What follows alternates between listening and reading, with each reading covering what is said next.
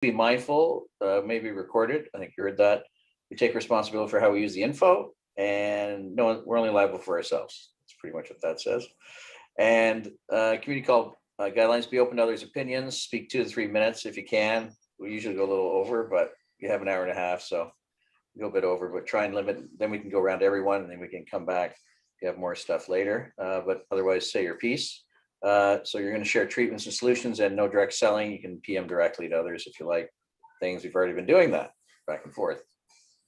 And the inspiration for our call is to reduce the feeling of isolation between people with Lyme, create comfort through sharing, and building hope together, which I mentioned a moment ago. All right. And so format for tonight is intro to testing. We're going to do a community share where you intro yourself, your experiences, your testing outcomes, and where you are today. And then after on Facebook, Brad posts a summary and I post the video replay. All right, so that's the plan. Any questions in there? No, we're good. There's all the technical stuff out of the way. Good. Well, Brad, take it away. Take it away. Yeah, thanks everyone for joining us. Again, my name is Brad Van Horne, and I'm from Hamilton, Ontario. I lived in Kitchener when when my story first started. I first knew I had something seriously wrong in December of 2015. Up until that point, I'd been very healthy. I'd go to my doctors for my annual checkup. Everything was great. And in December 2016, about a week before Christmas, I stood up. We were out bowling, and I stood up after having changed my shoes, and I got faint and fell over and was down and out cold. Woke up looking under a bench. Took a few minutes to kind of regain all my senses, and everything came back just fine. And that's when I first knew something really serious was wrong. I went to the doctor. They did all kinds of tests, all the normal tests of why would someone faint. All of that testing came back that there was, nothing wrong. They had me wear a Holter monitor. I wore a Holter monitor for 48 hours. I didn't have any events and nothing there. So, by late January of 2016, it had been kind of an isolated event. But then another 7 or 8 times over the next 18 months, it happened again, where I would all of a sudden just get completely faint.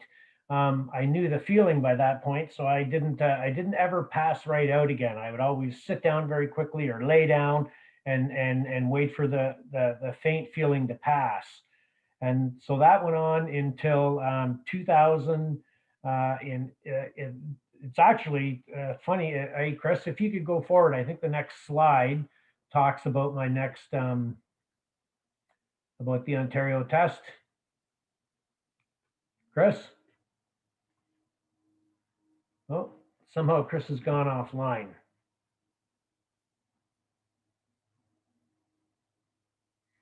So I'll just go on without the slide. I know pretty much what it's going to do.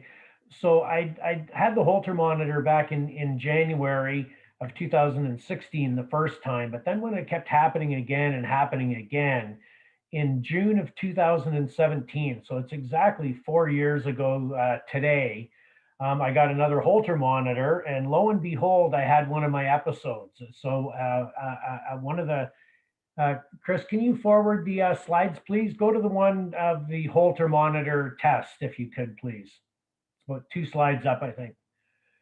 So I had another Holter monitor test, and lo and behold, I had an episode, and you can see there that my heart pretty much flatlined. That time interval across the top and then into the next section is 7 seconds.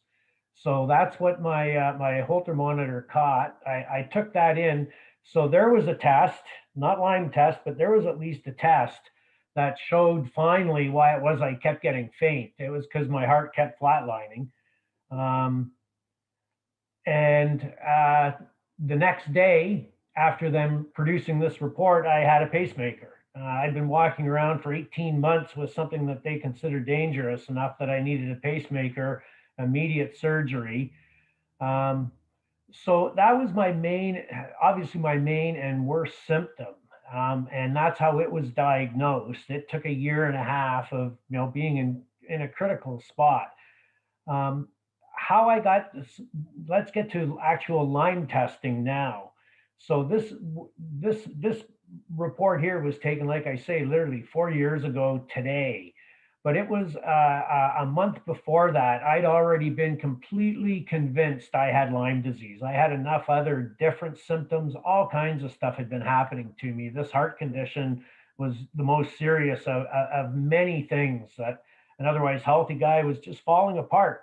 In a year and a half, I was just falling apart, all kinds of symptoms, all cross systemic, all over the place.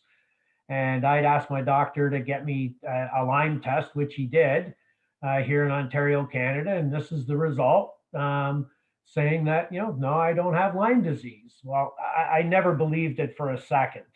Not for 1 second. In fact, even when I was in the hospital to get my pacemaker, I asked them to please contact infectious disease department and tell them I needed to be treated for Lyme disease. I had a version of the Lyme bacteria in the left bundle in my heart, left bundle branch it's called, and it's right in the nerves in the heart. And when it's in the nerves in the heart, it can cause it to just stop and flatline. And I'd asked them to, I got nowhere with it, so I got the pacemaker. So going fast forward, at least by then, my most serious symptom, which was my heart, was under control because I had the pacemaker, but all my other symptoms were getting worse and worse. And in October of 2017, I finally pretty much gave up on that I was going to get help from the medical system here in Ontario. And I made a very important decision, and that was to quit eating dairy, gluten, and sugar. It's a bit of a side topic, but I knew in my heart exactly what was wrong.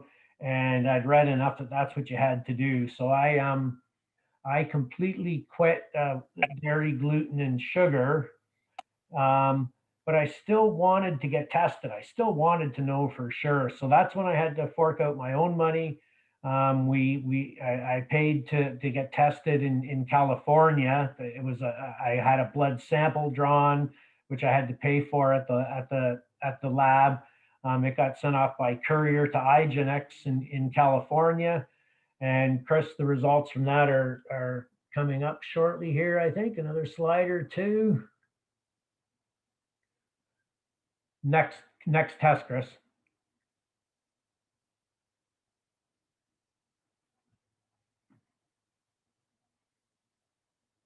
Did you talk about the Canadian result already?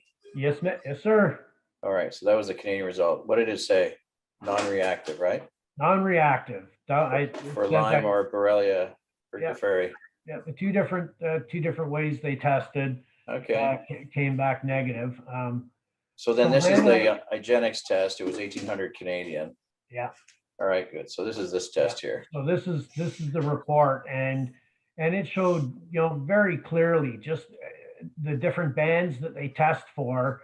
It showed that I had very obvious antibodies in 6 of the 12, which was more than any of the US standards. Even there's the 2 different standards they use for saying do you really have Lyme disease or not. You'll see up at the top there's the CDC. Yeah. Right. And both of those criteria I was more than positive for in the States. So what that did was at least gave me peace of mind that I had read correctly what had happened to me and knew correctly deep down what was wrong.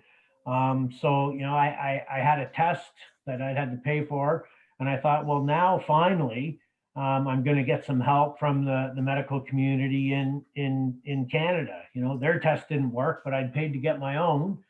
And my physician sent it again to infectious disease department in Kitchener at the time. And I got this nice form letter back. It's not even signed. It's not even checkmarked. It's just the only thing on it is Dr. Kane. And it basically says, if he didn't test positive using our tests, we don't know what to do or how to help. So we won't accept him as a patient. So, to this date, I have still, even through, the positive tests, I have still not been treated by the traditional medical community well, anywhere in Canada. I haven't been able to afford to go anywhere else, and I've not been treated in Canada. But thankfully, the change in my diet just did a massive amount of good in putting almost all symptoms into remission. It made me feel a lot better. A lot of the problems that were happening were just disappearing or getting very infrequent and less severe. And then I came across Chris, and I crossed paths on the internet about a year or so ago, and he taught me and told me about some other types of testing for Lyme disease. And it's done by a machine. It's Chris can speak to it in great detail. I've been able to be tested on it by a practitioner in the Hamilton area. And this machine is called an Avatar EAV, and it uses a lot of the same kind of the physiology in our body as acupuncture points and the meridians and the nerve endings, and it uses sound waves, energy waves, to be put through those meridians, and then what happens to them is read, and it can do an amazing amount of diagnosis through the transmission of energy through our bodies. First of all, it can look for many different pathogens, and here's a list of the different pathogens that it can test for, and you get immediate feedback. It shows up, and immediately you find whether you have any of these residing within you. And my testing, I was tested, and it showed definitely that I had a couple of the co-infections, and definitely still had some Lyme bacteria in me. I had it pretty much under control, and it wasn't causing me too much trouble, but it was still there, and it showed that I still had that. The other thing this machine tests for is the general health of different organs. Again, it can put an energy wave through and sound wave through and come back with results and give your general health of your major systems. And another thing that was extremely helpful is it can do food sensitivities. So it can simulate the different energies of different foods and tell whether you're having any kind of reactions immediately, and find which foods are you may be reacting to. So I had all of that testing done at the very beginning of January this year. And that testing really helped me modify my diet even more. It helped me add some other proteins back in that I'd been avoiding. I'd been avoiding meat. I just decided to avoid meat, but it showed that I have no problems with meat. But it showed I had a lot of problems with nuts and chickpeas and lentils and everything that I'd been eating to not have meat. So that testing was very helpful in helping me, again, adjust my diet and get my gut health in better shape. Yeah. And you get the report right in the 75-minute appointment. Thing is, short tidbit about me, I was misdiagnosed fibromyalgia 13 years, had every test done in the book. The only thing medically that ever showed, and this was after I found out I had Lyme disease, was low in vitamin B12 and critically low in vitamin D. So I thought, like, for our legit Lyme test, pretty much the only places you're going to get a good test is Armin Labs in Germany and Igenex in the United States. I've heard another one called, I forget what it's called for co-infection, but for the actual Lyme test, and I guess for most co-infections, am I accurate in saying those are the only two where you're going to get a real test? Of course, I'm negative in Canada, like I'm sure most people in Canada here are. Yeah. Hey, Darren, this is Brad. From everything I've ever read and heard, those are by far the two best known. Okay. And I would say for the best I could say is you probably can't go wrong. I've heard of a number of other smaller ones that come up and say they're going to be the new affordable test, because I don't know anybody else on the call as we get around will hear who else has paid. Like it was $1,800 to get tested through Igenex. And really all it did was confirm what I already knew. I paid $1,800 for peace of mind. That's all it truly turned out to be. At the time, I thought it was more than that, but that's all it was. I think Darren, you had the European test, right? I had the German test, yeah. So that comes up the whole co-infection things. As I mentioned with my right machine, I finally found a guide from the U.S. that has basically healed himself and his wife of Lyme, which is very promising. But he's saying go at the Lyme first. So for other things, right? Like I'm luckily negative for Bartonella, Babesia, and I forget what Icarius or whatever, the more main co-infections. I do have other co's that are more common. It's like if you do treat the Lyme and you're still ill, that could be from the co-infections, but I've also heard if you treat the Lyme, the co-infections can go away because the co-infections are caused by the Lyme.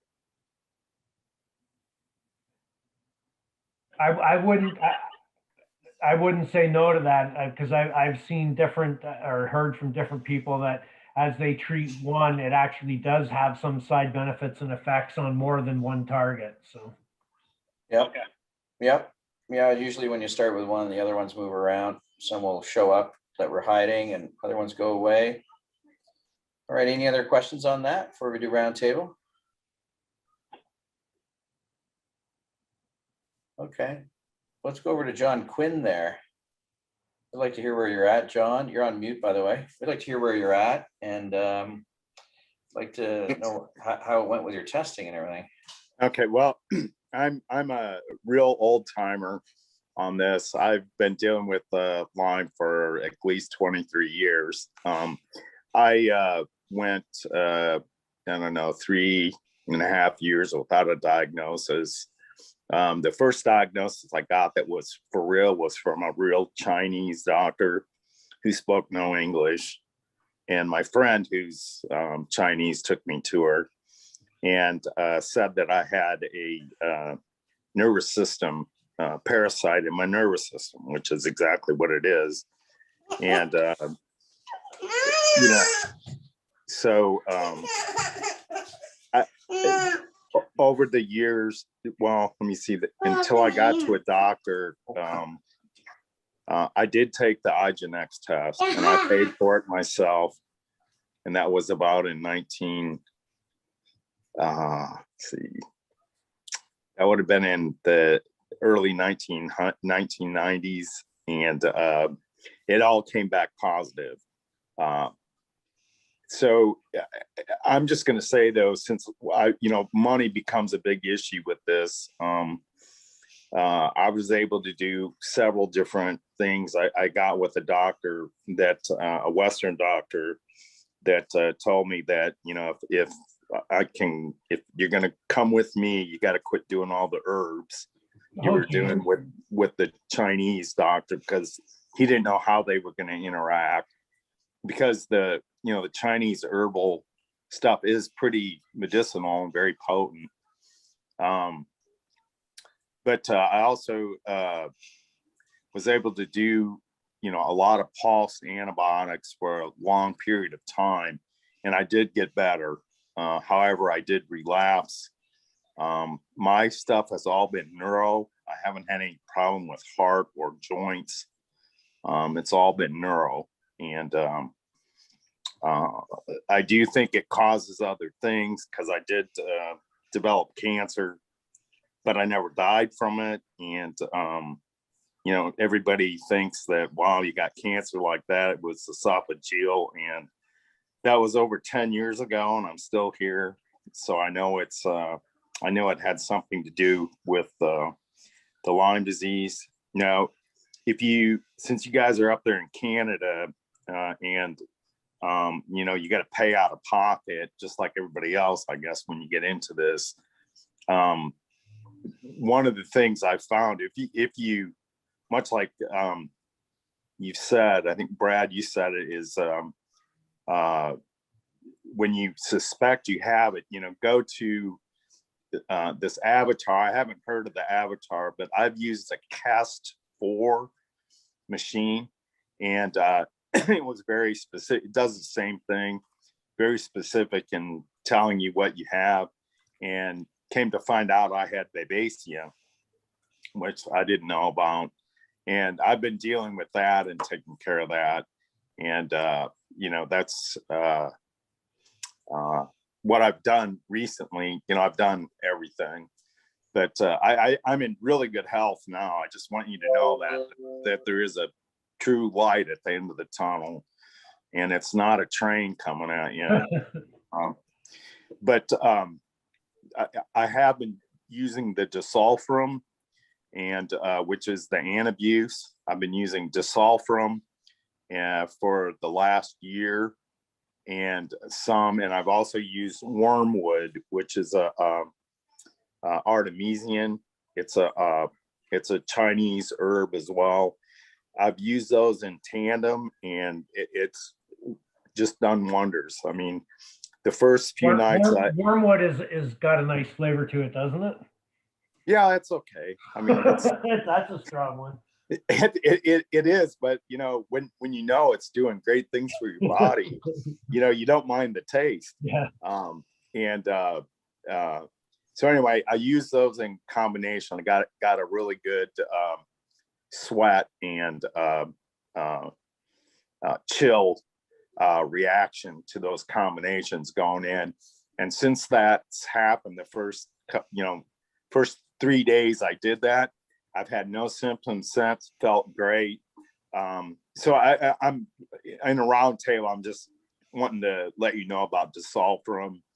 Also, if you suspect you have Lyme, and all your tests would come back negative, I would go for the cost, the cost savings. I would go to get the electronic, the frequency testing. Before COVID, we had a Dr. Wittstadt from Germany.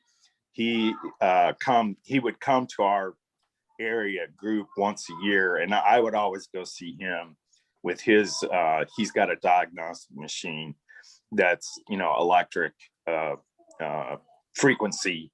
And it was, he only charged $100, and you'd get a really good report for $100. And I think, the Cast 4 machine that I've used with the practitioner here, I have my Lyme doctor here, wants you to see the Cast 4 practitioner before he sees you, because he wants to see what's in there so he can put together a combination of stuff. And that's why we went with the disulfiram this time. So I'm throwing that up because that's been a wonderful experience for me.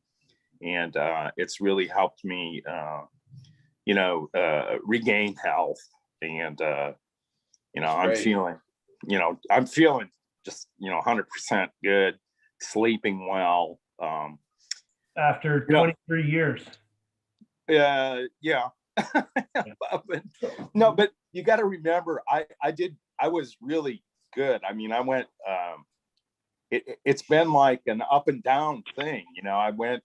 It's like I went for 4 or 5 years, no problem. And then I fell over, and then I got better. And then, I went 4 or 5 more years, and then I fell over. This time I feel, there's been no falling over of any kind. I just feel this, it's been, I don't know, it's been 10 years. And I thought, hey, I better try this disulfiram to see if I can get things to clear out. And it really has cleared out, because, I've developed, which many people do, you do develop this Morgellons, which to me is an attraction of, just insects and stuff we don't know about. And it's, because we are bioelectrical machines, we aren't just biochemical machines. The medical industry just forgets that whole, point of integration. there really is a big need to integrate Eastern and Western medicine. And like you said, you use acupuncture points to, find some of these things out. And yeah, it's still a great mystery in a lot of things we do. I know that the stuff's there. I know it's there. You guys all know it's there. And when you can see it electrically or electronically or frequency wise, you might as well just go with that, because that's the best bang for your buck, and then start treating it that way. And there are several things you can treat with if you can get a doctor to work with, and then to get some herbal stuff that's affordable, because this thing has cost me an arm and a leg, and it's been a life altering experience,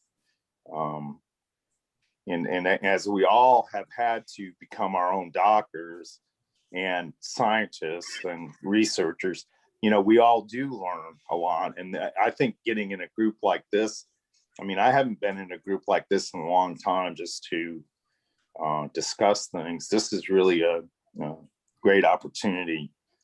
So anyway, well, that's kind of what I wanted to share tonight. Yeah, so. thanks. John, Well, thanks for being here. Go ahead. John, would you say, I've taken, was it doxycycline before I knew I had Lyme? I had suspected that I had taken a couple times for a nasal infection. It did help the nasal infection get back to, kind of like normal, but it would always kind of be there. So I'm paranoid of antibiotics, right? Because I know 2 weeks of antibiotics, I've taken a bunch throughout my life, just destroys the gut. Now, this sulfram, I've researched and know people that have done that. Is it, because my LLND says, that's kind of last stage if this herbal stuff doesn't work. Would you say, did you compare the antibiotics and the sulfram? Would you say that the sulfram, the damaging effect on the body was not the same, or did you get bad side effects from it? The thing that's happened to me is that I don't know, have you noticed a seasonality to your Lyme disease? Like you get worse. Like I got bit in the fall, like say in 1997. So I was bit long time ago, and but I always would have that fall feeling come on. This year, using the sulfram, I had so many, I'm just going to say larvae and skin condition lesions just explode out of my body. And I believe a lot of that is the co-infections, but the Lyme can create the inflammation that causes a lot of that. And another thing I've done too is heavy metals. A lot of us have to deal with heavy metals. I've been doing chelation therapy for the last 20 weeks, and really I could not believe how many metals I had in my body. Just from where I live right by the airport, so I get more lead than most people.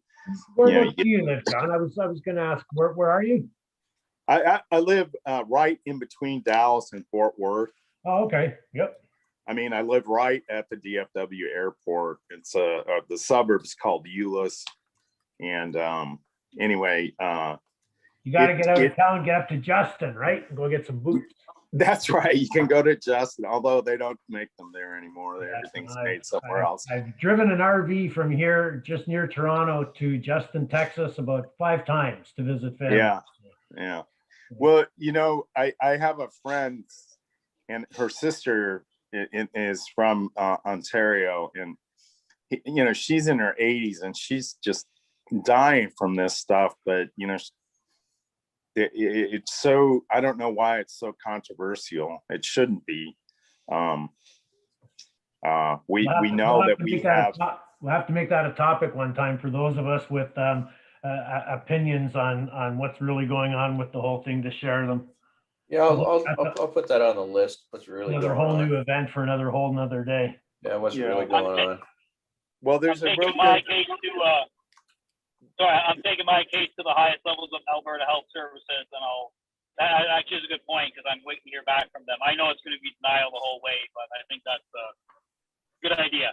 Okay, yeah, so well, that's there's a good book to read. I don't know. Do you know the book called Lyme, the First Epidemic of Climate Change? Have you seen that book? no. I have not heard of that.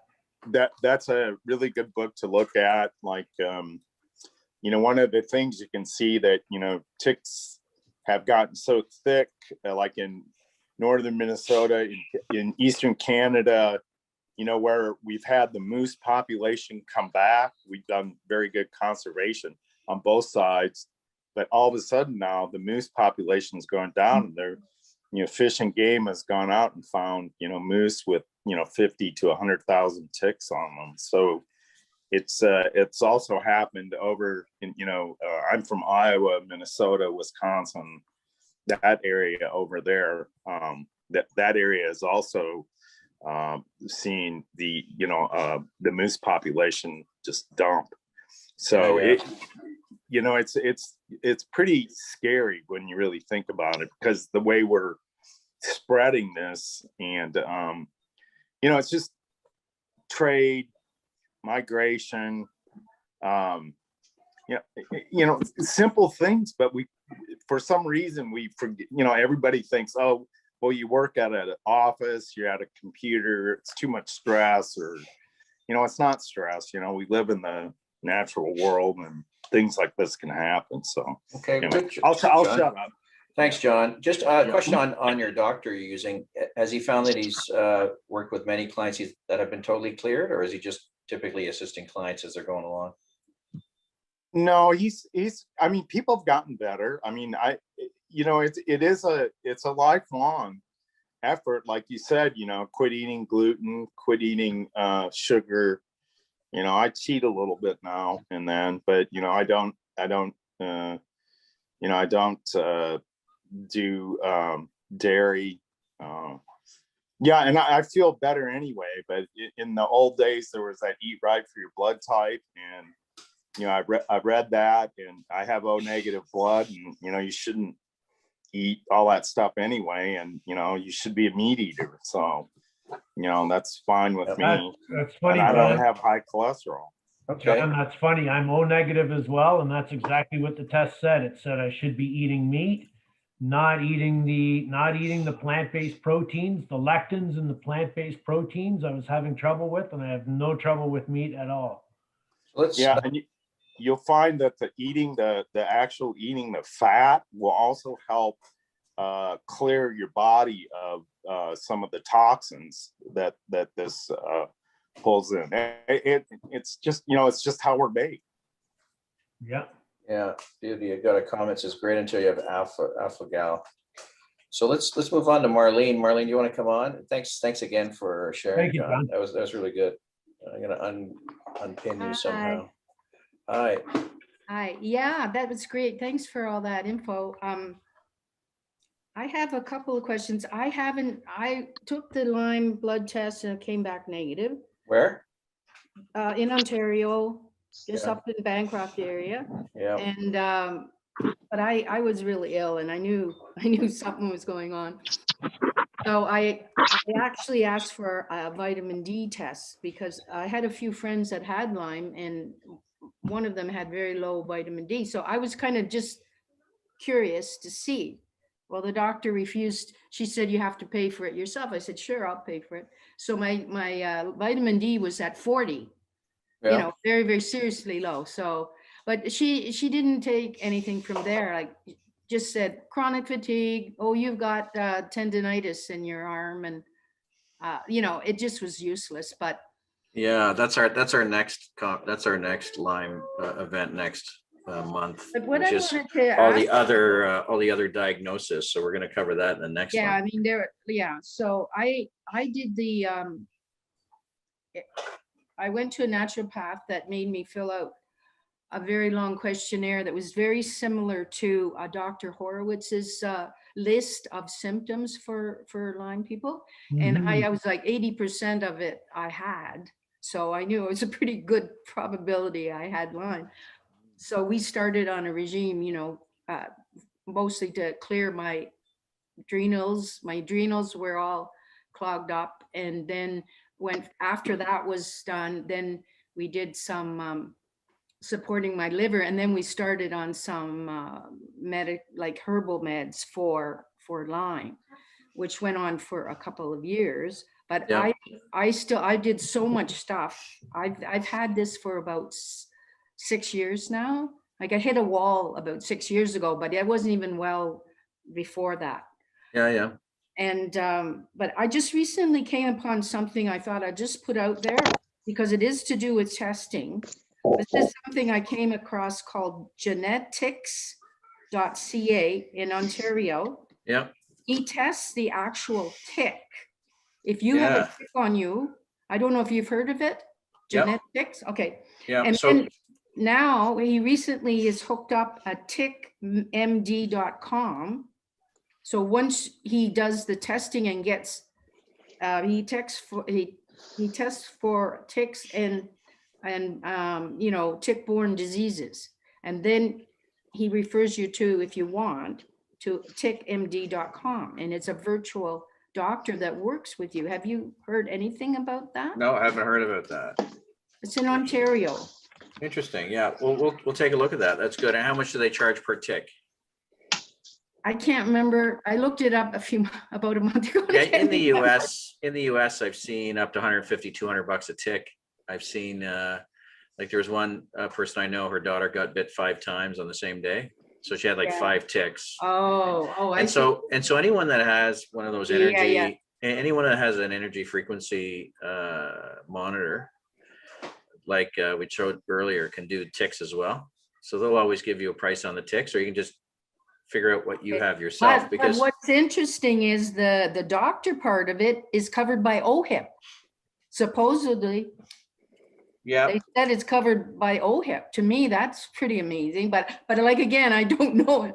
I don't know anybody that's tried this method yet of these Yeah. people. So genetics is just a comment there from Debbie that they've been using it. I mean, the show that we had, I think was it last time we talked about using Rife energy which is Yeah, I like a missed sound that. vibration energy, and Yes. and people were reporting that there's doing self-care with that can bring down the time to feel relief for like 3 to 9 months. And usually you'll do when you do the homeopathic stuff or the herbs, that's typically slower. That can take years. Like John was saying, John's taking both now. He's on the pharma and he's on that herb stuff. So what do you currently, what's your approach right now for your self-care? What are you doing, Marley? I'm doing a lot of supporting of the liver and the kidneys and the adrenals and the lymph. No, not the adrenals right now. The lymph is clogged again. I had a big problem for 5 months with gastrointestinal. That's cleared up. I was doing glucosamine to clear up, help my gut, and it seemed to help. I did that for 3 or 4 months. Yeah, like strict diet again. Yeah, like Darren said, anything that's any pharmaceutical based stuff will typically destroy your good bacteria in your stomach for 6 to 12 months unless you rebuild it using very specific things. I didn't take any pharmaceutical though. Yeah, okay, good. I don't know what caused. Now my naturopath thought maybe it was a virus I had because it's very weird. Couldn't figure out. Yeah, there are some new viruses going around. Yeah, and now I have my knees are shot now. Like in the last month, I don't know, out of the blue, I woke up one morning, I felt like one knee was going to give out, and I've had inflammation in both knees. Yeah, that can be that can be Lyme. I've seen that's Lyme before. Yeah, I but know. It could also be something else. There's another variant of West Nile virus out there right now, and it's causing what you're describing, as well as Oh. Lyme causes the thing with the knees. Oh, The Western medicine folks don't know about it, but if you contact that place I sent you, yeah, they've had a few of those, so they know it from both dimensions. yeah, that sounds good. Thanks. Yeah, Okay, good. well, that's good. Like basically, as far as testing, oh, I did have with the gastrointestinal, I asked for an H. pylori test. Yeah, But the blood test apparently only shows if you've ever had it in your system. It doesn't mean you have it currently. It came back negative anyways. There is a better test, the breath test you can have done for H. pylori, but that would have cost me. So I did the first one and it came back negative. So I didn't continue and it cleared up. My gut issues are nothing wrong. So that's the best thing. When something goes away, I'm happy. You know what I mean? yeah, that's good. And you might get a food test so you can know which ones to focus on. Someone mentioned eat your blood type, which is good, but sometimes there's things within that blood type that you might be allergic to. So Yeah, exactly. test for that is always a good idea. Yeah, and it's Thanks so much. interesting when the fellow was talking about eating meat as opposed to plant-based. I had the same thing since I've had Lyme. I find I feel much better. It's almost like intuitively I knew I had to eat meat and fish and chicken. Sometimes I feel like I want to go plant-based and I can't digest that stuff. I can't digest chickpeas, lentils, all those pulses and that. So unfortunately, I like them, but I can't eat them. Just the way it is. So I'm What's your blood type? I don't know. Oh, don't know. I don't know. Okay. I should find out, but it's been only since I've been sick that I really am drawn to eating more meat. Like I almost know I have to eat it. Right. I think it helps with, for me, all the, the collagen and all that stuff. Yep. True. All that's important. Well, thanks very you. much, Marlene. Thank you. Let's see here. Let's move on to Morel. Is Morel there? Nope. Hi there.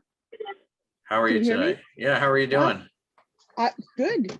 So I'm new to the group. I just found out about this session almost by accident. So I'm just looking to see what I can find out that can help me. So basically since September 2019, I've had some very intense joint pain, memory issues, and everything came on suddenly. So almost overnight. And by the end of the day, I was almost paralyzed in pain. My first thought was that I would have Lyme because I do live in an area where there's ticks everywhere. So I got tested. Got tested several times. It always comes back negative. I'm now on my 4th, 5th, 6th specialist, I think, and nobody can figure out what's wrong with me. So yeah, I'm just looking for ideas, I guess. And where are you based? So I'm east of Ottawa. Right. Yeah. So I'm in the suburbs by Limoges. Right. So very well known for having tons of ticks. And that was one of the first things I asked. I did get a rash about a week after I got sick. And my doctor told me, well, it must be poison ivy, even though there would have been no reason or possibility that I would have been exposed to poison ivy or poison oak. But it wasn't the typical bullseye, and it was itchy. So that was her reasoning. One of the specialists said I had a virus. One called me crazy, the whole slew of diagnoses. Yeah, we have had people on here with 98 different diagnoses. Right. So the one specialist started by telling me, it was age related. And I just went back and I said, well, I didn't get to be this age overnight. Same with the weight, right? He said, well, you have some extra weight. And I'm like, well, I didn't gain this overnight. And finally, he offered to refer me to a psychiatrist. So, How helpful. That's really Right, rude. exactly. That's really rude. That's just right. rude. So I've gone to a few different specialists since. The latest pseudo diagnosis that they want to put on me is fibromyalgia. Mhm. And I refuse to accept that because I know it's Lyme. And I've been told even if I pay the thousands of dollars to send everything out of country, the diagnosis isn't recognized in Canada anyway. Yeah, So, and then they're going to give you some pharmaceuticals. right, and that's Anyone- what they have been doing. Yeah, and they anyone give who me- told you that, Mirel, they are completely correct, because that's exactly what I experienced, right? I paid for $1,800 for Right. peace of mind, right? It didn't change my status in the system whatsoever. So, Right. So the frustrating part is I've been asking for antibiotics and I've been trying to get any sort of treatment, and everybody's like, oh no, you don't need antibiotics. The fellow who told me I had a virus, he said, well, it's like coronavirus, you can't take antibiotics for that. So they insist on giving me handfuls of pills and sending me on my merry way, and none of the pills have done anything. I've got a whole pharmacy here and nothing's worked. Morel, I can tell you, if you're getting a fibromyalgia diagnosis, that was my label for 13 years. Every single fibro symptom is a Lyme symptom. And the other support groups I'm in, I pitch it out there to a few people. I made one post later, everything out. I got over 1,000 comments. I was on the computer for 3 days, scrolling back and forth and explain, fibromyalgia, they don't know the known cause. It's idiopathic. We don't know what's going on. And yeah, they told me when I first got off the antidepressants I was on, it's all in your head. You got to get back on these pills. It's gonna, numb. It's gonna numb what's going on with you. But no, if you're getting the fibro diagnosis, I'm gonna say, over 90% chance you're dealing with Lyme co-infections. So you're on the right path that you're suspecting Lyme if you're in an area with a lot of ticks. I mean, and you're here on this call. I mean, I think you know what's going on. So I mean, absolutely. It wasn't worth the money for me to pay just for the Lyme test. It was I'm a student, so I got a bit of a discount, like $750. But just to get that, to show my family, to show people, like once people see a piece of paper, and when you say medicine in Germany, because everybody, even a lot of medical people over here know that Germany's kind of the cat's ass when it comes to being progressive with medicine. You have that piece of paper, you have Lyme literate naturopath. I don't know how many LLMDs you guys in Ontario. We only have one in Calgary. But this is the one he uses. Armin Labs in Germany, the one LLMD in all of Alberta.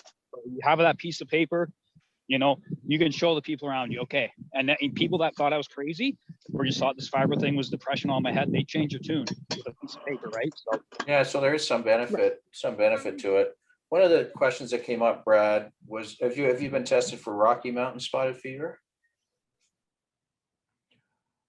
I'm trying to remember. Yes. I think it showed a very, very, very like through the avatar, it showed a very, very weak presence of it. Yeah. If I remember correctly, it wasn't one that showed up as anything to be worried about. And then Debbie asks, does the testing not help guide the treatment? I mean, when you have the testing, ideally you find someone that has a testing machine like John did and Brad did, where you work on your protocol, whatever it is, and then you go back for the test and see what the strength of it is. Some of the tests show that, some of them just say whether it's present or not. And so that's why, as John was saying, the energy resonance test allows you, and the one that Brad did allows you to actually see the strength of it, sort of its heartbeat or its strength in this life. So if I may, I'm going to answer Debbie's question. I see it there. It says, but does the testing not help guide the treatment? And I'm going to address it two different ways. It depends on what testing, right? Like the blood testing that I got done through the Canadian government, and then the blood testing I got done through Igenex. No, that testing didn't guide any treatment because nobody would treat me from either one of those tests. in Canada. And that's what I'm concerned about, Brad. That's exactly what I'm concerned about. They look at the piece of paper and they go, yeah, so. Yeah. It's not recognized. It won't treat you, and the waiting list to get on to a Lyme literate doctor or even a naturopath is years long. I see you being in like kind of the exact same spot I was. Like in 2017, I came to the realization that I was not going to get help from the system. Number one, as I look back at it, it's probably just as well, because the help they would have done was put me on medication, which would have wrecked my guts and not solved the problem anyways. So in some ways, I think they did me a favor by forcing me to look after it myself. And for me, like I've heard from many people that the huge changes in diet is probably the most important thing to do. Quitting eating sugar, quitting eating added processed sugar and high natural sugar content foods, and keeping that under control, I think is probably more important than almost anything else we can do. I'm just so, I know for sure for me it is. So I don't know, you haven't mentioned at all what or if anything you've done to drastically adjust your diet. If you haven't, all I can say is quit eating sugar and dairy and gluten. And there's a very great chance it's going to help you a lot in the meantime as you look for other sources of help. Right. So that's one of the things that I'm looking at right now. I've started with some of the typical supplements like the omegas and the turmeric and the oregano oil, all that fun stuff. Yeah. Yeah. What about sugar? Sugar? Well, that's a hard one to kick, right? I've reduced it. Haven't been able to kick it completely yet, but I have certainly reduced it quite a bit. Well, do everything you can, because right now the system's not helping you. You're the only one who can help you. So. Yeah, and a question out here about alcohol, Brad. What's your opinion on alcohol? Well, me personally, I'd had enough alcohol. I'd reached my quota almost 20 years ago. Yeah. So for me, that wasn't an issue because I'd already quit it 20 years ago. I've heard from many that it is exceptionally bad. And if you think you used to have a hangover, try drinking with Lyme disease and you'll really know what a hangover is. So anything to do with alcohol is all secondhand knowledge to me, but I don't think it's probably very good for you. Yeah, it also has quite a sugar content typically. Well, that too, yeah. Yeah, good for you. Okay, good. Is there anything else, Marielle? Go ahead. Can I throw one in about alcohol? If you do the disulfiram, which it is an abuse, you just absolutely can't drink alcohol. It'll make you sicker than a dog, and that's what they use for alcoholism. That's what it was originally used for. Right. Wasn't it? Is for something to make you so sick if you drink alcohol that you won't possibly drink if you're taking it, right?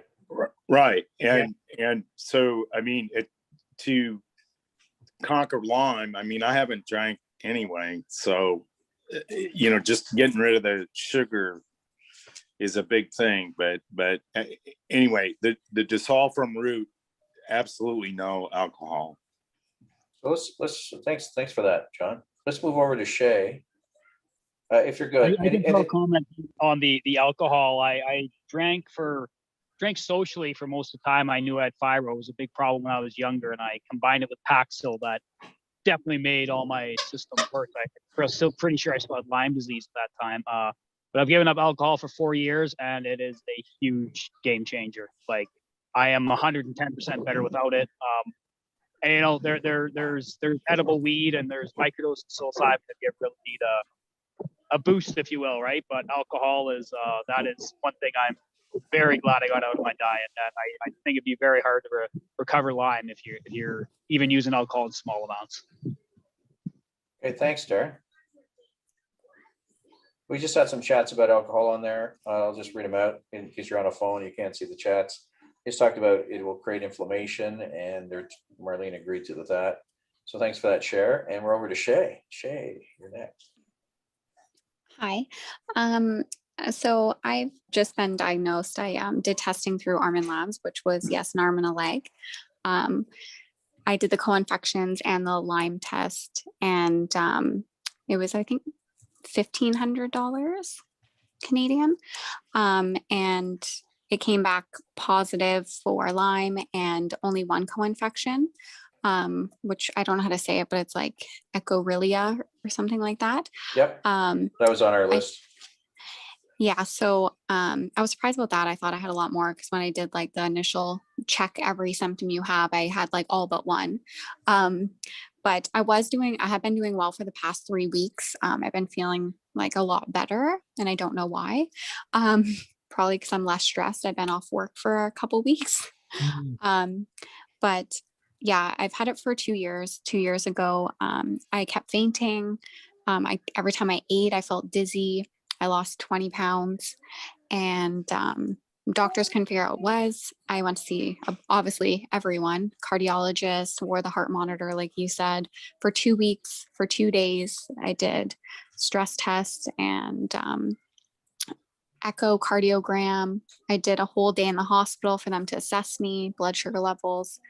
And I have Sjogren's, which is an autoimmune disease, which is usually secondary to like lupus or RA. But I got diagnosed a few months prior to Lyme disease.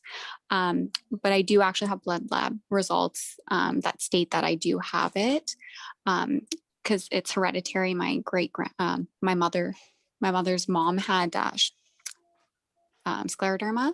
So my doctors kept just saying like, oh, you're just exaggerating, like your Sjogren's symptoms, blah, blah, blah. You just have chronic fatigue syndrome and that I should work on I should just work 2 or 3 hours a day, take an hour to 3 hour break and then work 3 hours a day. And it wasn't sustainable. Obviously, I couldn't find a job that would do that. So I took 3 months off on EI, and then I had to go back to work, but I couldn't. So I was off for another 4 months unpaid. I had to move out of Toronto because I got it in Toronto, and I just moved out because it was too expensive. And then I just started working, and I've been working for almost a year now, and it's been like such a struggle. I've been working part-time, and I'll just leave halfway through the day because I'm having some sort of dizziness or fatigue, or like concentration is just 100% the worst. I can't read for the life of me, but yeah, so I did that. Yep. Yeah, so neurologically, it's probably the worst. And then, yeah, I have chronic pain. So they're like, oh, you have fibromyalgia, you have POTS, or dysomnia or something like that. POTS, same thing-ish. So recently I spoke to, my dad has Lyme. I've been helping him research it for the past 3 months. He's had it for 3 years. And he got diagnosed, but like he's been taking all this herbal stuff. It's not working. So in the past 3 months, I've been like digging into Lyme, and I was like, wow, all my symptoms are the same, but everyone keeps saying, oh, Sjogren's and autoimmune disorders, they're pretty much seem the same. So I was like, oh, I'm not going to pay all that money to get tested. And I've been seeing a naturopath for a year for just like really bad stomach issues. I had SIBO, if anyone knows what that is. It's a bacterial overgrowth in your stomach and intestines, which I had like really bad GERD where I could barely breathe. It hurt so bad. And the GI specialist scoped me and said, oh, you know, like you just have severe gastritis and moderate changes to your lining. And that's it. And I paid for testing for SIBO, which was $300, $250. And I did it twice, which a lot of people with Lyme disease have SIBO. If you don't, if you haven't heard of it, look it up. Me treating that has really, really, really helped. Before doing this, I couldn't eat anything except the FODMAP diet, which is I couldn't eat anything with carbs or sugar. So I wasn't eating dairy. Pretty much I was only eating rice, chicken, and vegetables. Anytime I tried to eat even like a banana, I would have an anxiety attack or feel like dizzy. So I got that situated, and now I feel like I don't feel as bad. I'll cheat once in a while, like once a month, I'll have like a piece of cheese or something, and I don't have a reaction. But I'm still like obviously getting those issues. But now I was like, screw it.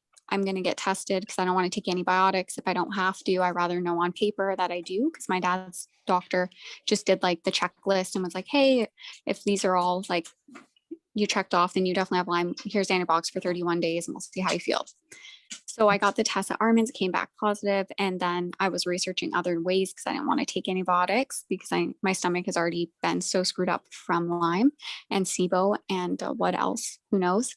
And I spoke with my mom, and her friend has cancer, and her son had Lyme disease in 2015, and he tried a method called rifing, which you see the guy for Avatar, and then he assesses you and then use sound frequency to kill cells in your body.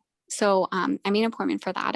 I see the Avatar guy in 2 weeks from now, and I'm going to be doing rife treatments.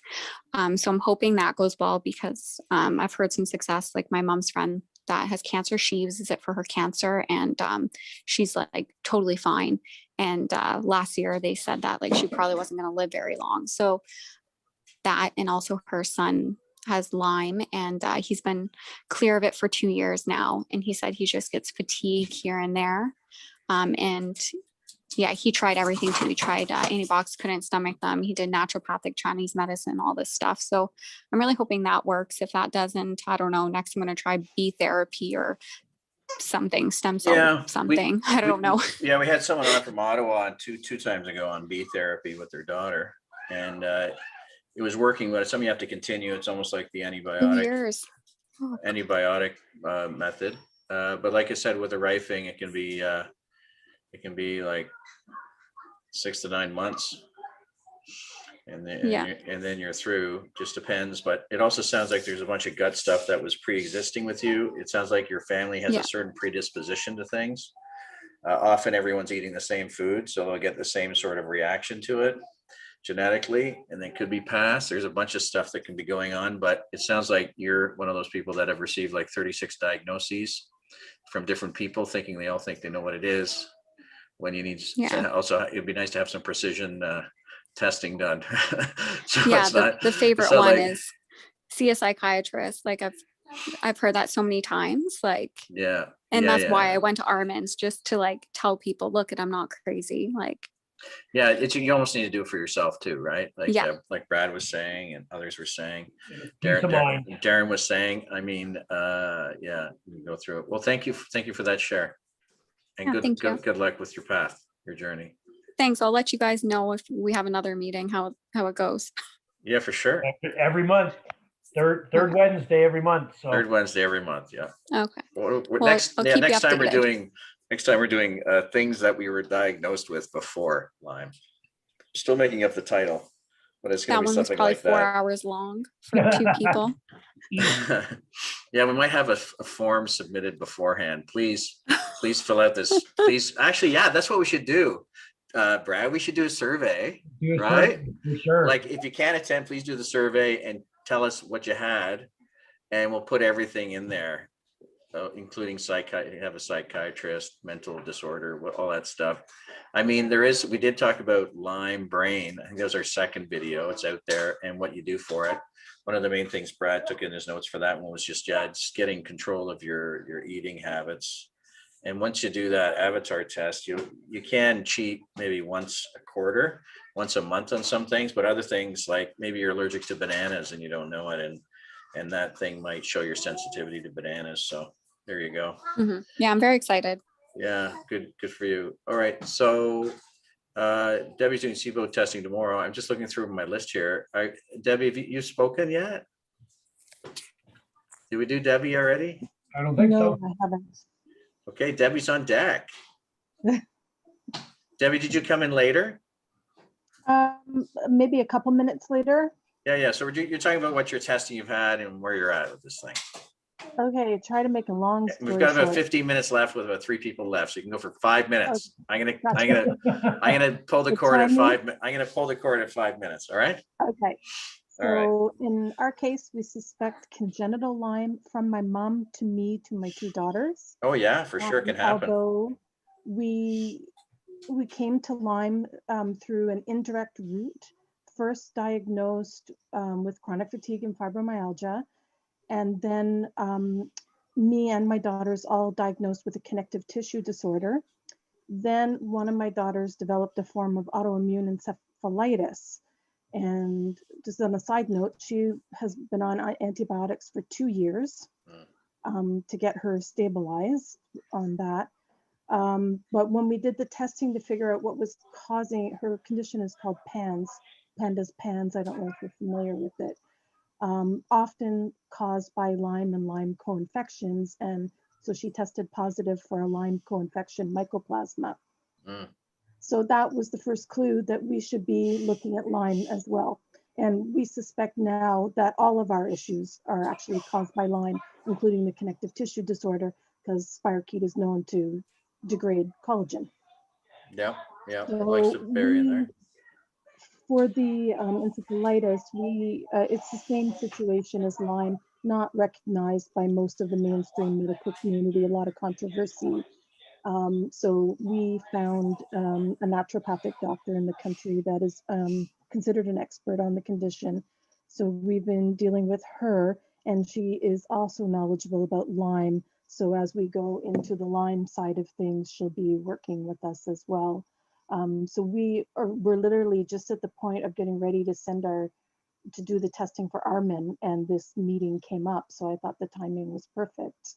But yes, we've done all the same things, the heart monitor, doing SIBO testing tomorrow. Mold was a big one for us. We were able to confirm that we had a previous mold exposure, tested one of my daughters, the one with encephalitis, and she tested extremely high in mold in her body. So we suspect it's the same for me and her sister. So we need to do some mold treatment as well. And we're just sort of like trying to figure out how many layers this onion has, because we're going to have to take them one by one. And it's going to be a journey. I imagine it has been a journey to this point. So we're expecting more of the same. You've heard on the call, even when people get it down, and there's still things that can pop up. So it is something that will impact you for a bit, but good for you and moving forward on the test, and good luck with that. Thank you. Good.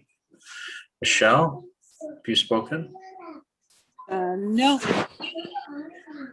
Hi. Hi. Yeah, my whole family, my husband, my son, and myself have Lyme. I got bit 5 times. The first time was probably the worst.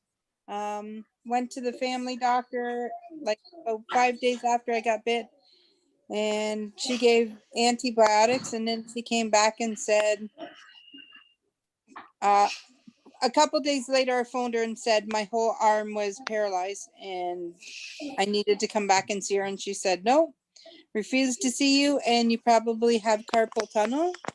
Oh my. Well, I've never had a problem before in my life, and now I get bit by a tick and I have carpal tunnel. So I haven't been back to her since, in 2 years. And then I just recently got bit about 2-3 weeks ago.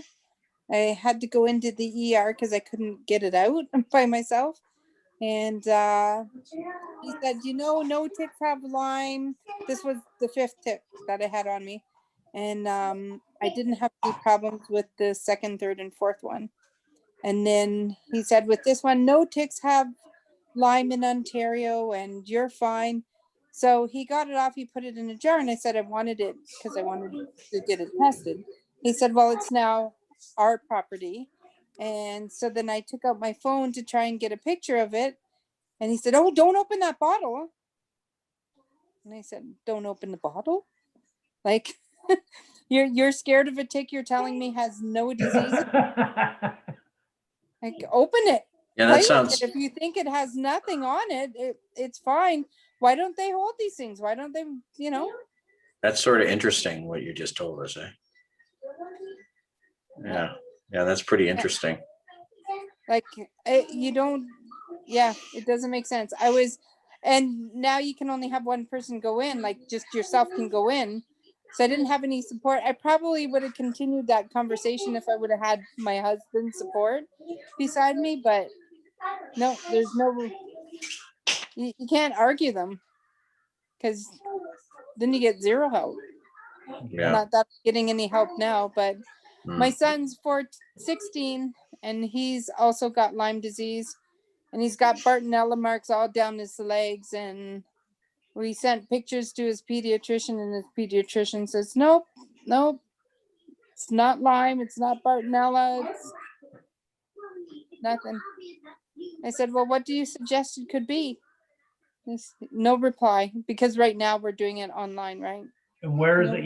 Where do you live, Michelle? Where are you getting this great help from? Cambridge. Oh, really? Yep. And all of mine were from backyard. My husband's actually a logger in Southern Ontario, and he's been bit less than I have. And that's when you said you're O, your blood type is O, so is mine. And I can walk out, and I'm telling you, if I walk in a field, nobody's going to get bit because they're all going to come towards me. Like, is it your blood type? Like, are they? No, it's probably your energy. We all resonate at a certain frequency, and it's also based on our blood type. So yeah, could be your blood type and just your energy frequency of you as a person. Yeah. Really? Yeah, man. Yeah, it's like, you are attracted to different people or attracted to trees differently. You like one tree over another. Each of them has energy, just not a shape, right? So Right. If you understand energy medicine, you understand the law of attraction also applies to those things we can't see, applies to the energy in it, So does that mean I have better energy than my husband? No, it's certainly attractive obviously attracted him, but it also attracted some Lyme, didn't it? Yeah, he's Chicks. got Lyme also, but Yeah. yeah. So what tests have you and your family had done, Michelle? We did Armin. Yeah. It came out with the Babesia and Borrelia, but with the naturopath and all of our symptoms and going through everything, they brought a couple of them actually brought up the mycoplasma and the rickettsia and all 5. So I went out west, and then when they got shut down, we were going to a couple of people around here, and they've now gotten shut down. What? Shut down for what? Well, out west, now you can't get treated unless you live in BC. Oh, I see. You mean they were shut down, and in other words, that they were turned away. Oh, yeah. Sorry, because I went there for 2 years, and we did online and stuff, and now they're saying nope, you have to live there. And then we got a really, really good nurse practitioner out of Toronto, and the colleges just shut them down and said, nope, sorry. So we've lost her, and she was fantastic. So now we do naturopath out of Burlington and a naturopath doing ozone out of St. Catharines. Okay, fair. Okay, well, thanks for that. Has anybody else done ozone? Anyone else on the call? I can speak about it. I have, yeah, I've done the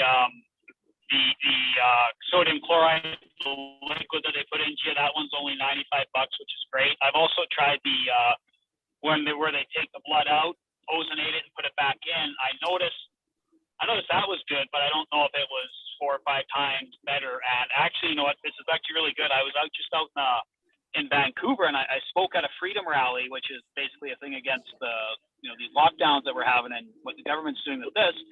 Shared my story of Lyme disease, and we have a very similar thing, in my opinion, of what's going on. Just kind of where everything's getting denied and suppressed instead of inflated. And a lady approached me and said that there's a naturopath in White Rock, BC, that does hyperbaric oxygen chamber for $170 when it's, I think, $400 where I'm at in Calgary. And I was like, wow.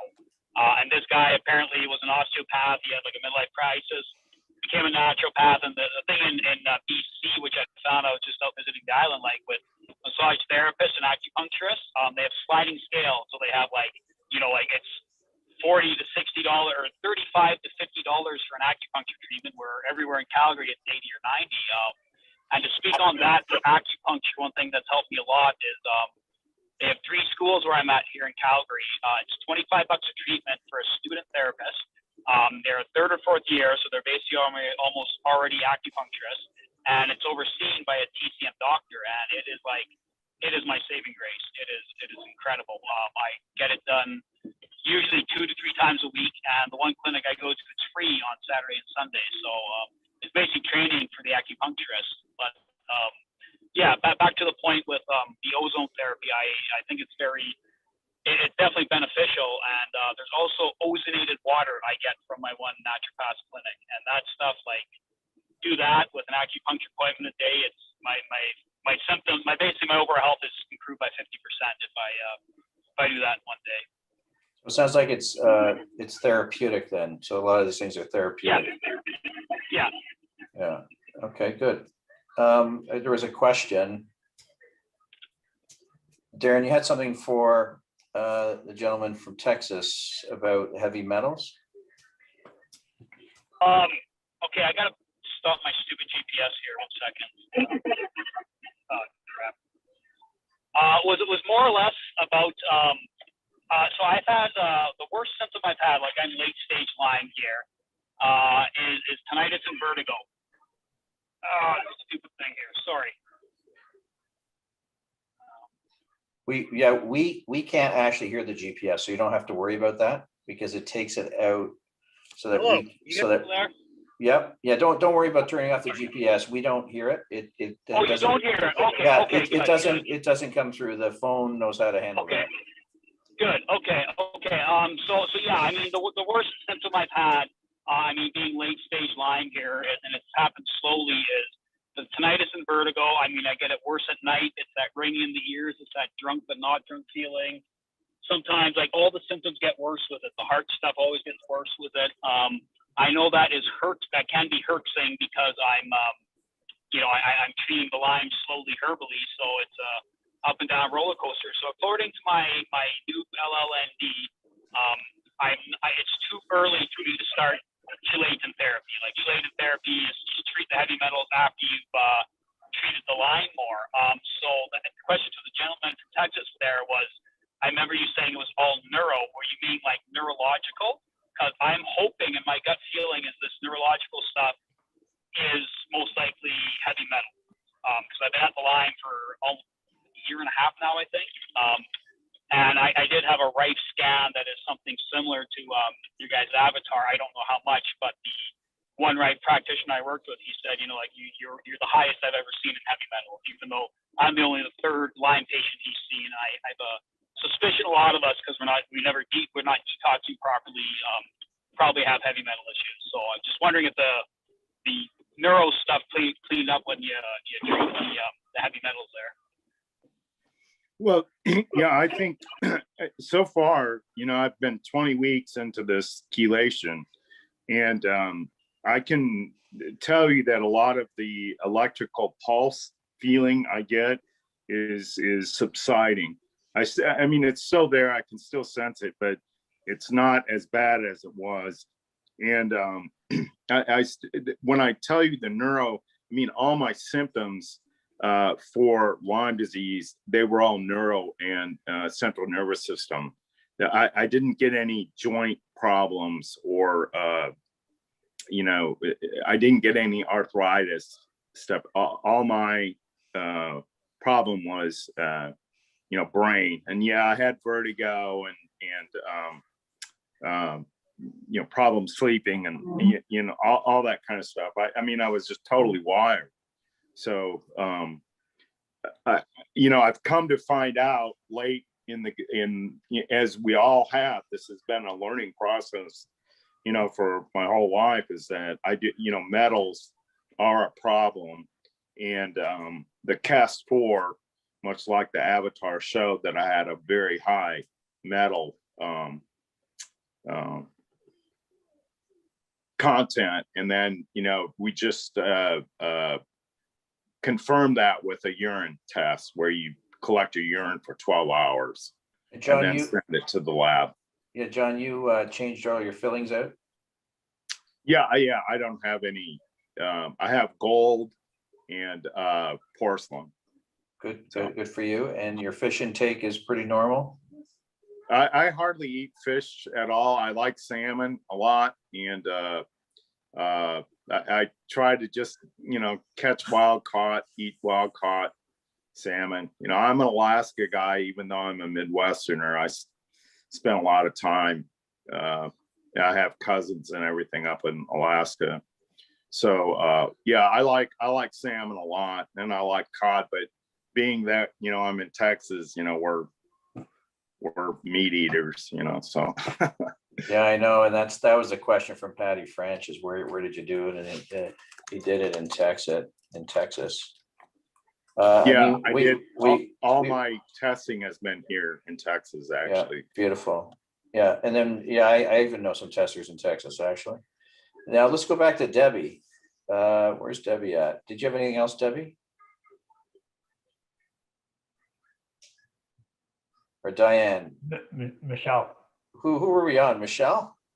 Oh, things keep jumping around. Is Michelle good? I'm good. Okay, good. Have we done Diane yet? We did, right? Diane, are you there? Because I know Patty's new. And then we have Marcia. Marcia hasn't connected to audio yet, though, so she can't talk to us. This is Diane. I don't have any questions right now, but I'm listening and Okay, learning. so you're all good? Okay. Yeah, I'm good for now. Thank you. Okay, good. Thanks for that check-in. And then Patty just jumped in late here. Just go to Patty here at the end. You're on mute, Patty. Hi there. Hey, yeah, we're just talking about, Lyme testing, and people are sharing what tests they've done and where they're at. I did most of my testing. Well, I kind of split my testing. All of my Lyme testing was done through Armin out of Germany. Yeah. And then I did my mycotoxin testing for the mold. And it was through Great Plains, I think it's called, down in the States. And it was a urine sample that was sent down to them.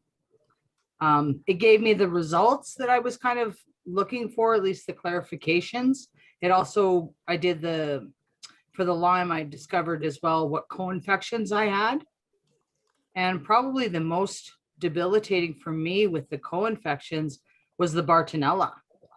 And the problem I'm having between Herc's responses, but I also was a migraine sufferer before, and this has just exacerbated my migraines exponentially. And I also found that I thought I was kind of going crazy, that I just couldn't remember anything. I couldn't focus. Yeah. And so they tried me on a couple of different herb supplements. And since I've been on that, I've been able to do that a little better. And most of mine is supplemental, other than the thyroid medication, because they discovered a problem with that. So I'm in the very early stages of a lot of this and learning great amounts of information in regards to just the different varieties that are out there. And I found for me, like meditation, and I do acupuncture, I do massage therapy, I do cranial sacral. I did, vascular manipulation. So I've tried a lot of that sort of outside therapy, because medication alone didn't do it for me in the past. And I didn't particularly wanted to go that route this time, and I'm getting great results by doing it that way. Mm-hmm. Okay. A question there from Darren was on your Great Plains test. Do they show the difference there between Lyme and the mold? Yeah, the Great Plains that I took was specifically for the mycotoxin. No, my question, sorry, I didn't really type it right. Like for me, like I didn't know, my first doctor ruled out mold and she was wrong. And I think I work at a place that definitely has mold, because I have walk-in coolers. There's a lot of water. I'm sure there's mold spores there.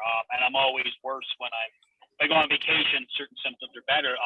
My question is, like, when you have a symptom, are you able to tell, like, if it's a Lyme symptom or if it's a mold symptom? Because a lot of them are the same. And this whole mold thing, from the groups I find, some people have worse, like their bigger problem is mold instead of Lyme. And from what I hear, where I go get my IVs at, basically, if you have mold, you have Lyme. Like it's pretty much, the only people that have mold have Lyme disease, and that's why you have the mold issue. But I'm trying to differentiate between, is this a symptom from mold, or is this symptom from Lyme? In my experience, I've actually got a lot of friends that have tested for mold, but not for Lyme. And there are a lot of similarities between the two. But in my case, they anticipate and figure now from the symptoms that I had prior to this, I've had the mold for well over 20 years. I've had the Lyme for 5. Yeah. So, So there's something else. I know the difference by quite a bit as to sort of what my triggers are and what my symptoms are and that kind of thing. And my naturopath is basically, the route we're taking is we're dealing with the mold first, then we're dealing with the Lyme. Yeah. So like Brad, you didn't have mold, did you? Yeah. Never been tested for it that I know of. Okay. Yeah. So things like mold and fungus and stuff that come from Lyme, and if you have it before, remember that, like if you look at a tree and stuff, you get Lyme, you get mold and mushrooms growing on it, fungus. It's trying to protect itself. So it's trying to protect you and your body from something else that's there. So if you've had it for 20 years, it means that you've had something that it's trying to protect you from. And so what happens is that we all have like 3 to 6 different latent viruses, and it could be that you just had something for a while that needs to be looked at. Where are you located, Patty? I'm actually in southern Alberta. Yeah. And I was raised in the Ottawa Valley, and I've been back and forth between the two, but we were farmers. I was raised on cattle farms. Yeah. And so a lot of old farmhouses. Yeah. And I was also living in High River when they had the flood as well, with all the homes that were full of mold and so forth. So the way they are seeing it is that the sinus issues I had from years and years ago that get worse every year, they're now contributing to mold and believe that I have actually got a colonization in my sinuses. And now they're also thinking that it might be in my gut as well. What, the mold or the Lyme? The mold. Okay. Well, yeah, like I said, it's probably just trying to protect you. There must be something else going on in there. Are you in southern Alberta now getting treatment for mold? That's correct. Yeah. Okay. Because my Lyme literate naturopath, she's all right with the mold, but she doesn't have a lot to go on. Would you be willing to let me know who you're seeing for that? Because I'm in the trying to discover who else might be possible to help with this. There's a couple of different ones. Mine actually is now in Montana. Oh, it'll be better there because it's in the US. Well, he still has me as a patient, and I do virtual with him and that as well. And so I've still been able to keep him since he's moved down there. That's okay. nice. And is he a mold specialist or like a Lyme naturopath? He does both. Okay. And he is a naturopath, and he deals with both. I also have a couple of other things that I'm doing that he's sort of suggested to outside of that. And we're also looking at finding, like right now, like I said, we're dealing with the mold first, and the Lyme treatments that I'll be looking at will probably actually be going down to Montana for that. Okay, cool. Yeah, if you could maybe, if you're up to that, message me privately or to Chris and just get a name, I'd be interested in checking that out. Because I'm actually thinking of going to the US in the future here. Not a problem. I can certainly send that to you. Thank you. So we had a question here, and thanks for that, Patty. We had a question here in the group, which was about when you go and get maybe you can tell us, Darren, when you go and get your acupuncture, is there anything you ask for special? Is there a name for something that you ask for at the acupuncturist? Anyone? Hi, it's Marlene. No, she just does the pulse reading each time and whatever she feels. It's usually to help with my liver and my kidneys and my internal organs. It's because she's going by the Eastern medicine, the meridians and the energies and everything. So she's intuitive. She's reading your energy signal. Yeah, it doesn't address the Lyme at all, actually. I've been doing the protocol for Lyme from another naturopath that I saw. So I kind of How continue. long have you been doing that for? About 3 years.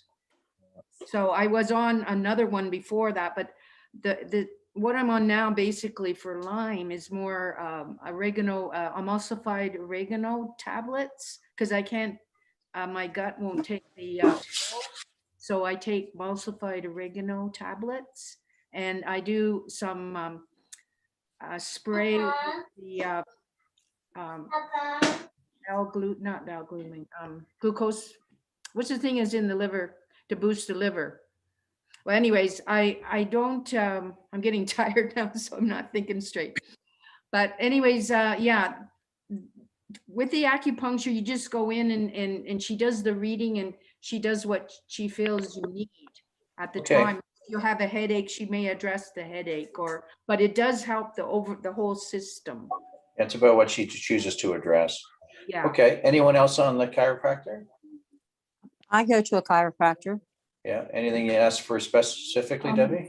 Yes, I actually have a chiropractor who practices auricular acupuncture, and so it's done on my ear, and it's called the SAAT treatment, which is developed by Dr. Solomon down in Rockville, Maryland. And they treat you by putting a very thin needle in your ear, and you wear it for 3 weeks. And that pretty much takes care of some allergies or whatever you test for, because they test you with the what I call it biomedicine. I don't know what. Yeah, it's a biomeridian testing, right, maybe. Yeah. Right. They do it that way. And so far I've had extremely good results from it. I do not have Lyme. I like listening to all types of different tick-borne diseases because I like to see the commonology between all of them. I was diagnosed after 7.5 years of being told I was basically clinically, what was that he called me? Psychotic. And I had a clinical diagnosis of being absolutely nuts, but welcome to the club. Yeah, right, Brad? this is the nuts. We're going to rename this the Nuts Club. Yeah, we're a house full of nuts. We are. But the infectious disease doctor argued with me and told me that the Lone Star tick doesn't reside in Delaware and that I basically needed help. And I was like, you are out of your mind. And I completely flipped out on this man. And so, yeah, anyway, that's me going crazy. And yeah, I had a reason to go crazy at that point. But anyway, back to the acupuncture. After 7.5 years of me not knowing what was wrong with me, I had been tested 12 times for Lyme, all came back negative. I ended up seeing an article, a guy on the news, and I wrote down in a Sharpie what he had, and I ended up having alpha-gal, which is the red meat allergy that the Lone Star tick gives you. But my symptoms, once I hooked up with other people who had alpha-gal, and this is all in the very beginning of Facebook, my symptoms were different. I kept on spiking out with 105 temperature, and I didn't understand why I had the rash from hell for 3 years. And after 11 years now, I finally got diagnosed last year, about 1.75 years ago, with Rocky Mountain spotted fever. And I've had it that long, and it finally just barely got into IgG and showing a past infection as opposed to being a positive. So I literally had it for that long. So when I went to the acupuncturist, I was really skeptic and did not have a clue that this would work. But what I did was I decided that I would get treated for an allergy along with my alpha-gal. And I got treated for grass allergy, which I've always had all my life, never been able to eat, sit in grass, walk in grass. I break out in hives really bad. So my grass allergy, I tested first. It was fine. And then I had a menage a trois with Ben and Jerry's and ice cream. And I realized that I was completely fine. And then I ate pizza, and then I tried a hamburger, and I've not had any problems with my alpha gal whatsoever. And that's now been 12 years since I've been positive. I was positive with alpha gal from that. So they do treat Lyme disease. They do treat Rocky Mountain spotted fever. They treat other allergies. I also had a cat allergy that was horrible all my life. And now I own a cat, which is really miraculous. And my family thought I was nuts, but No, that's beautiful. yeah, it works. And that's how Yeah. confident I was, and it was worked. I was just so, like I said, I was so skeptical of this. So where are you based? Because it sounds like that acupuncturist has a little bit extra zest in their step Right. there. He has patented his type of treatment. He has applied for a patent.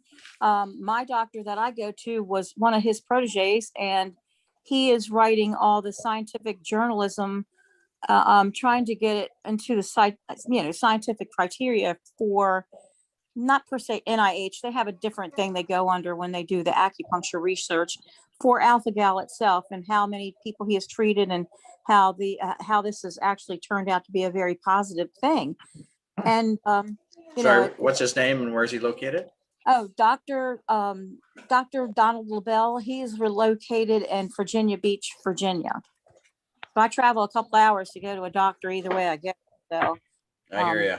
but Dr. Solomon in Rockville, but they are both, Dr. Solomon used to be an anesthesiologist and decided to become a naturopath doctor and an acupuncturist.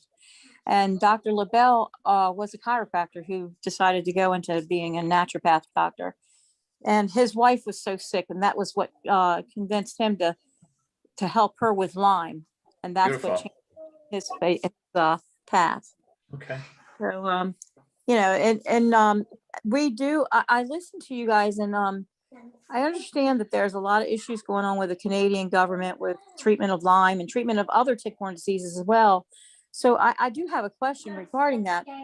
Do you find that your government may change, or do they follow in the paths of the United States? Like when the CDC updates their information for Lyme disease and other tick-borne diseases, do you find that your government will start to lean towards that somewhat?